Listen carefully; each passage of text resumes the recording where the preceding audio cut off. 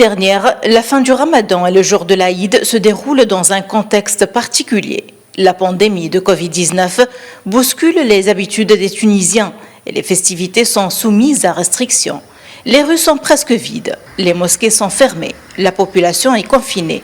Impossible de se réunir en famille pour l'Aïd.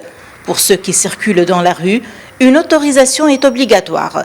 D'ailleurs, les forces de sécurité ont renforcé le contrôle de la circulation à Tunis. Incolore, inodore, aucun goût pour l'Aïd cette année. L'État a pris de mauvaises décisions. Que Dieu nous protège tous. Je suis sortie ce matin parce que je travaille, je suis obligée. Voilà, il faut que je montre mon autorisation aux agents de sécurité. Nous sommes habitués à ce geste barrière. L'État a pris des décisions pour nous protéger de l'épidémie. Et le jour de l'Aïd, nous devons être à la hauteur de la responsabilité. Moralement, nous devons nous protéger nous-mêmes et protéger les autres de la pandémie.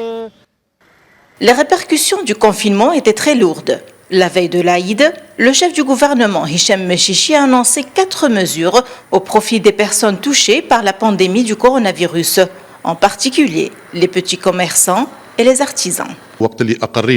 La décision du confinement général n'était pas facile à prendre dans la mesure où la période de l'Aïd constitue une véritable opportunité pour plusieurs commerçants et artisans.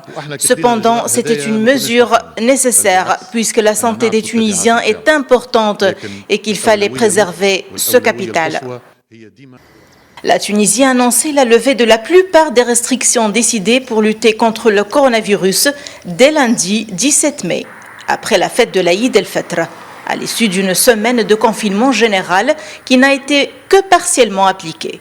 Les écoles, universités et lieux de culte pourront rouvrir la semaine prochaine, ainsi que les cafés et restaurants en théorie à 30% ou 50% de leur capacité maximum.